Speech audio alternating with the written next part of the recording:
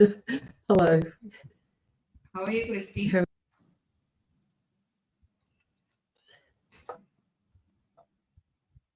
Can you hear me well? I'm good, thank you very much. Okay.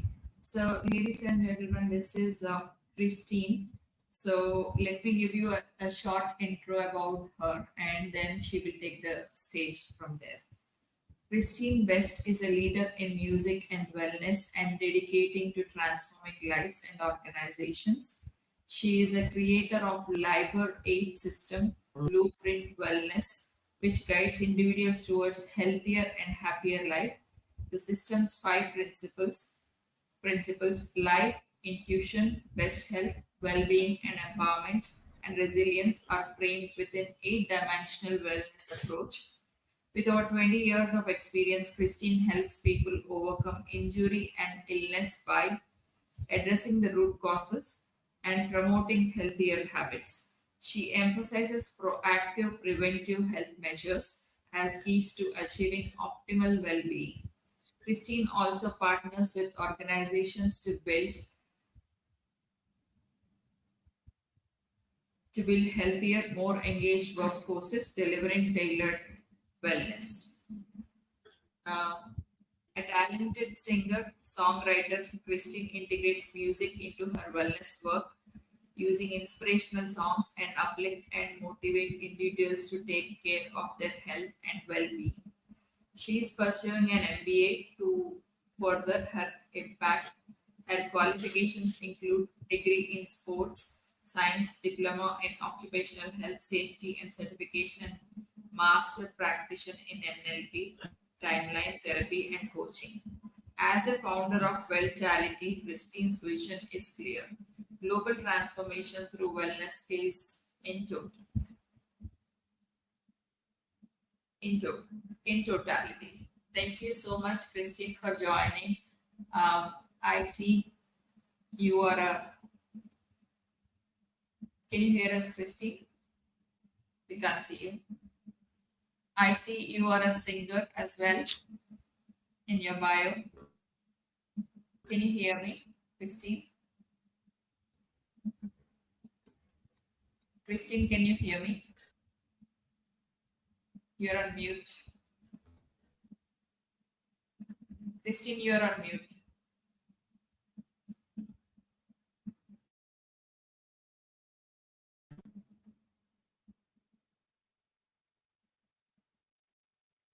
You're on mute, Christine. Yeah, we can see. I mean, you can get started. Hello,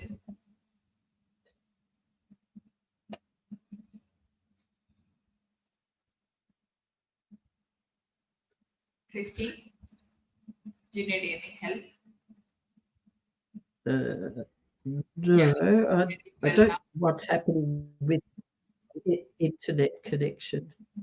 Yeah, the internet connection is wonky on your side. I can see that. So, would you like to turn off your video so that Right. we can hear you? Okay, we can see you now. Uh, oh well.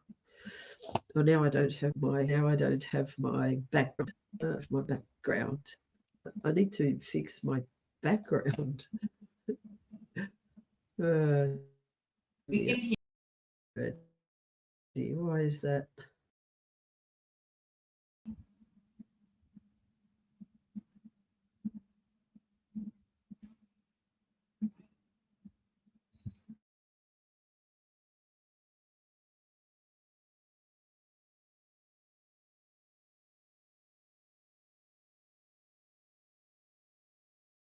Okay.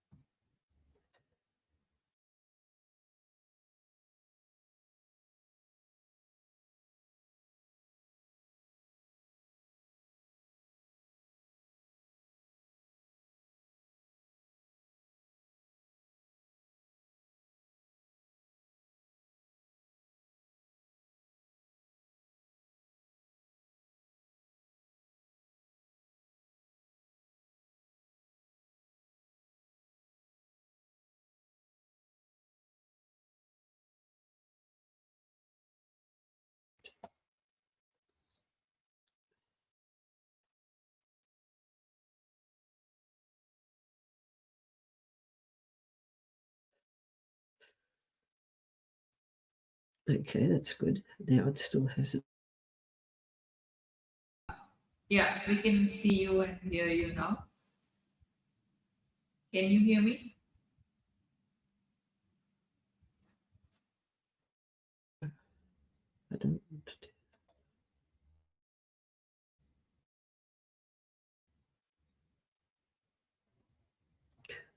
Are you there, Melinda?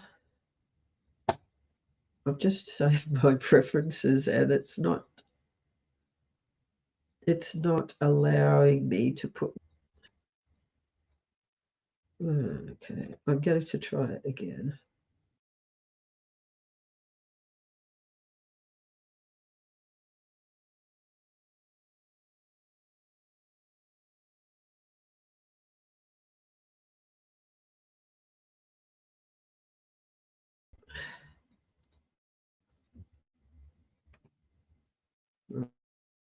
Right, so my preferences are saved.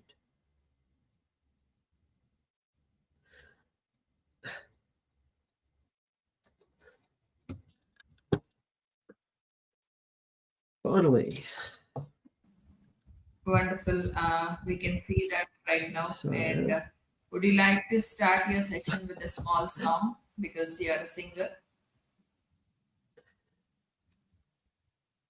I could do that. Yeah. I wasn't planning on doing that because I have a bit of a cold, but Okay. No problem. uh, I'll do a little bit of my song. Sure. Uh, Go ahead. All the best. in the sunset are dreams.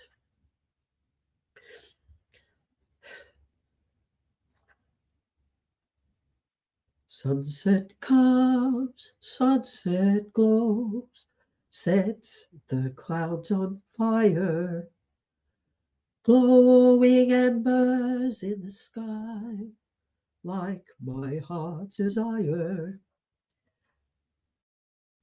Twilight is not yet here, but I know it's coming soon. The battle will succumb to the night, and the soldier light will come. And that song is about sunsets because I find them very inspirational. And um, the chorus goes like this: In the sunset of dreams, dreams of gold, I try to make them mine and be bold. Never settle for anything less. It's never too late to dream of success, and you're never too old. Well, you gotta be bold. Let your dreams unfold. Well, you gotta be bold. Let your dreams unfold. So that's what I think of sunsets. And I wanted to share my screen, but it wasn't sharing. So I'm going to try it again. I'll share my screen because I've prepared this talk. I wasn't planning on singing a song. Um,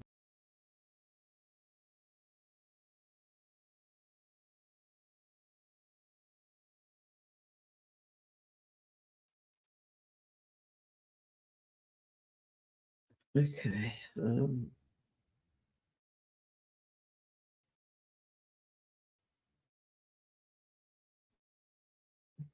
Where is it?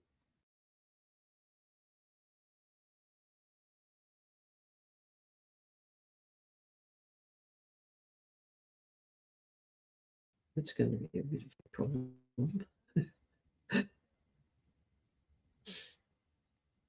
Uh, I want my share that one.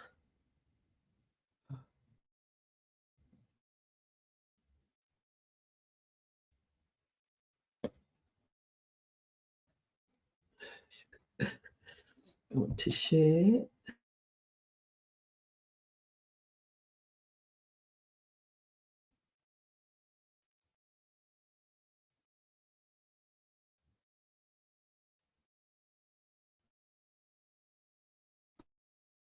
a window.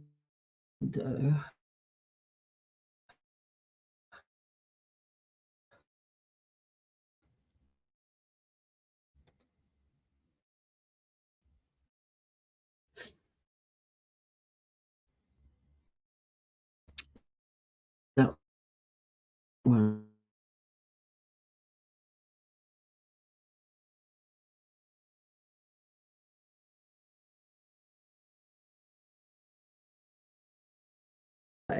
With some stark statistics.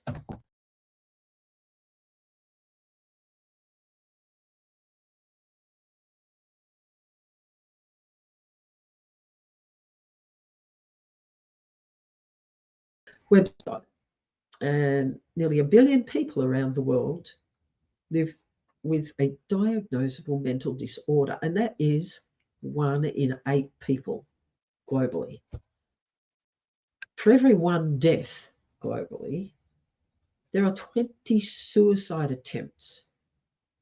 And for every 100 deaths, there is 1 suicide, but that also means there are 2,000 suicide attempts. Suicide is a major cause of death among young people. And depressive and anxiety disorders are prevalent globally. So let's look at some more statistics. The prevalence of mental disorders, oh, great, okay.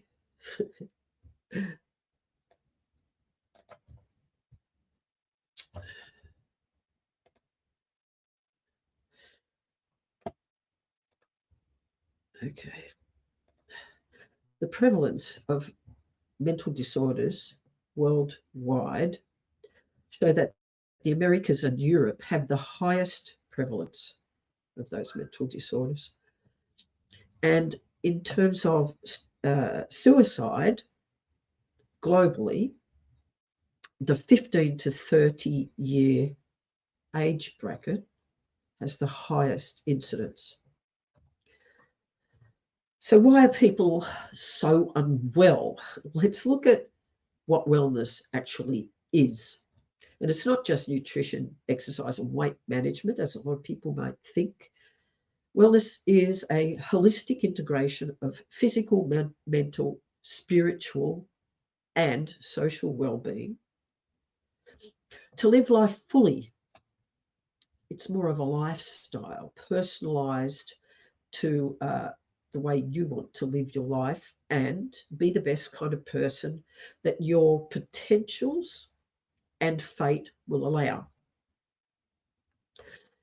Now, good self-stewardship is necessary, but stewardship of others is really important, for those who you love and who love you. Now, we're going to look at my wheel of life. It's a little different to others. So we'll start with spirituality in line with the theme of this virtual summit. Now, the next one has got question marks, and we will come back to that one. Then we have mental and physical health and well-being, and I put those two together because they both are intertwined. They affect each other, and so I've put them together. Then we have career and business and money. Why did I separate those two? Because the drivers for choosing a career aren't necessarily money-based. For example, a musician may choose to perform on stage or write songs or, entertain people because they love it. It's in their blood, right? They don't do it specifically for money or primarily for money. And then there are people who pursue a job because they want money and not necessarily for money. It could be to develop a sustainability farm for struggling communities in Africa. So you need to look at the drivers for people's choices. And then we have social and friends, which is an important part of our whole mental health and well-being. Okay, this is great.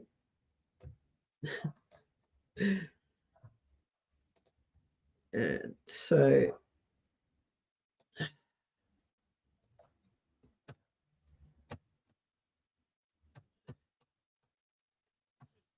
okay, and then we have love, family, and kids. And self-development is really important as God's built people, created people with the desire to improve themselves and to improve their skills or their capabilities and to learn something that they're interested in. And then we have hobbies and recreation, and we need to find balance in our lives. So now, come on. So now I want to take you back to the segment with question marks. And of course, we will give it a name, which is purpose. And I've purposely put it between, oh, come on.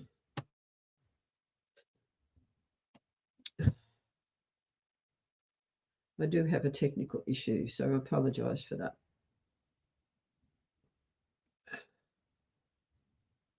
So I purposely put purpose between spirituality and mental health. Okay, so I'm sure you get the picture. My computer's got other ideas of what it wants to do.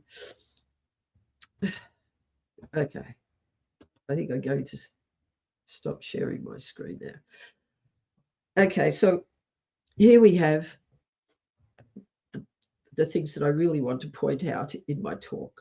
So I've established that we require a lot of different areas in our life to be balanced human beings and to be really well. If any one of those areas,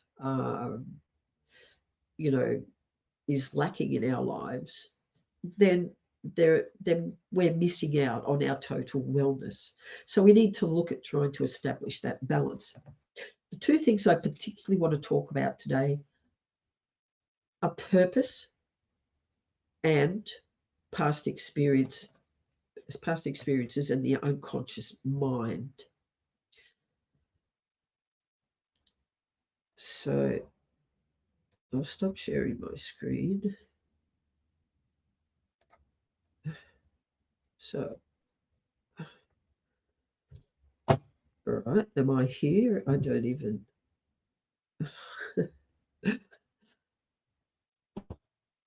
I'm not even sure that you could see any of. Well, that's good. My backdrop's gone and my display on the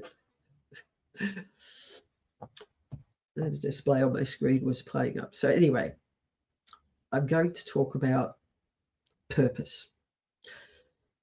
So God created people with a piece missing. And he did that on purpose because he wanted us to find our spiritual fulfillment, to look for God. He is the missing piece. And, that is actually looking without and within. And that helps you to discover who you are, how you fit into this world. And that's where you discover your purpose. And your purpose is spirit, like it's connected to your spirit, your soul, your whole well-being, and your mental health. Now imagine this. Somebody goes and gets a job and they don't like it, but they got the job because they wanted some money to support the family. But it's not what they should be doing because it doesn't align with their purpose. And it doesn't align with their core values, those deep sea values.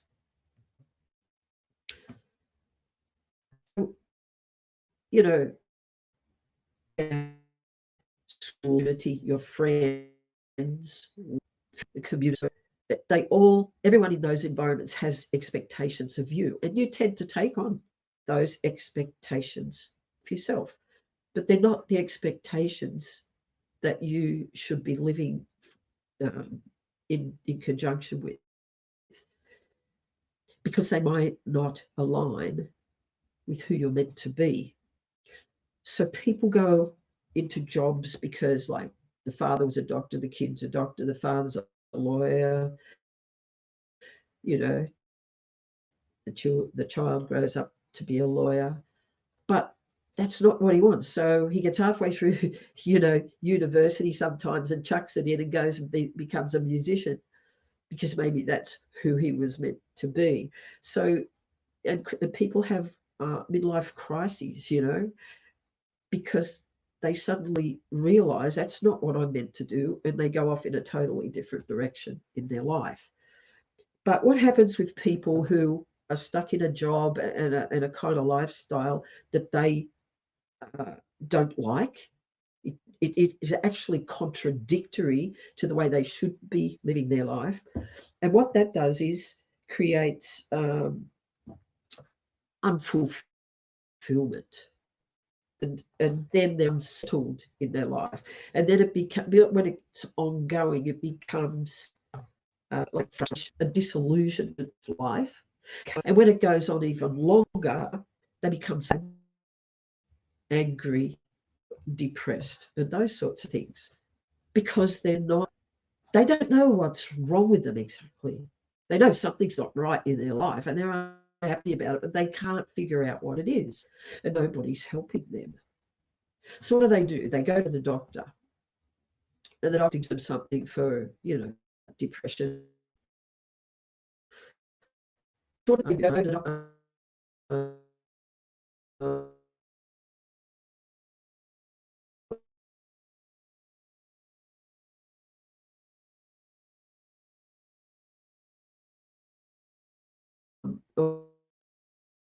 or some, but that's not actually the cause. It's a double whammy.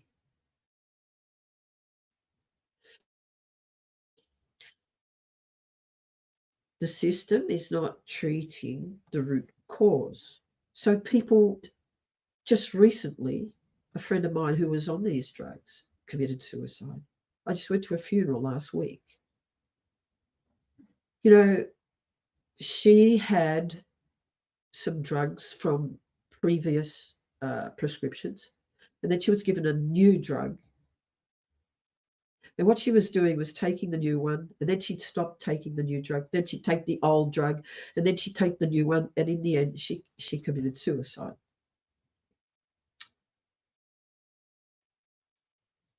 So she wasn't in her right mind, and the drugs were not helping her.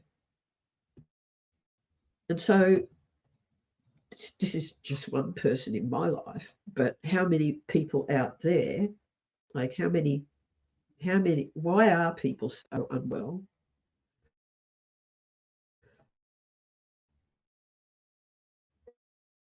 And how many people out there do you personally know who've committed suicide?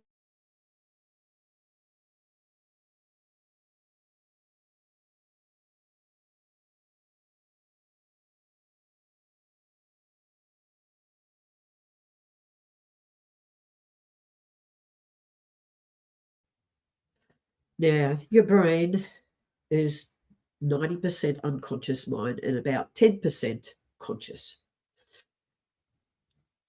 Your unconscious mind controls your body. It runs everything. You don't consciously, you're not consciously aware of your heartbeat and all the chemical reactions that are going on in your body. You are not aware of your digestive system.